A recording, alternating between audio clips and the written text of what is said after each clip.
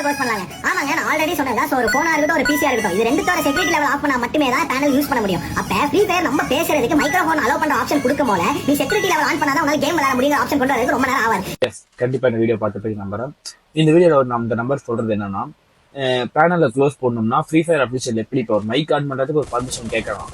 ஆனா அதே மாதிரி இந்த பேனல் பண்றதுக்கு நீ செக்யூரிட்டி சிஸ்டம் ஆன் பண்ணியிருந்தா மட்டும்தான் உன்னால உள்ள போக முடியுன்ற ஒரு பர்மிஷன் ஒரு விஷயத்த கொண்டு வரணும் அப்படின்னு இருக்காரு.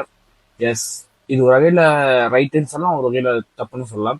ரைட்டை வச்சுட்டு ஃபர்ஸ்ட் சொல்றேன் என்னன்னா, ஃப்ரீ ஃபயர் அஃபிஷியல் எஸ் அப்படிதான். எப்படின்னா ஒரு நீங்க அதுன்னு கிடையாது, நீங்க நோட்டிபிகேஷன் ஆன் பண்ணாதான் கேமுக்குள்ளே போக முடியும்.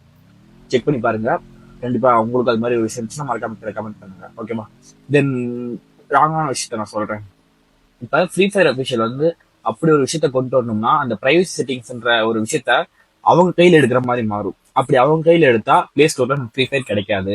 ஸோ இந்த ஒரு விஷயம் 2018 நடந்துச்சு, 2020 நடந்துச்சு. கண்டிப்பா தெரிஞ்சுப்போம். நம்ம சென்ட்ரல் கவர்மெண்ட்னால நிறைய ஆப்ஸ் இன்க்ளூட் டிக்டாக் இது மாதிரி ஆப் கூட பேன் பண்ணாங்க. ஸோ அதுக்கான ரீசன் என்னன்னா, பிரைவசி செட்டிங்ஸ்ல இஷ்யூஸ் வந்த ஒரு விஷயத்துக்காக தான் அந்த இதை பேன் பண்ணாங்க. அதனால ஒரு பிரைவசி செட்டிங்ஸை ஒரு தனிப்பட்ட ஒரு ஆப் கிரியேட்டர்னாலயோ இல்லை ஒரு ஆப் கார்பரேஷனாலேயோ ஸோ அவங்களால கையில் எடுக்க முடியாது, எடுக்கப்படாது, எடுக்கக்கூடாது. ஸோ இந்த விஷயத்த கண்டிப்பா புரிஞ்சுக்கோங்க.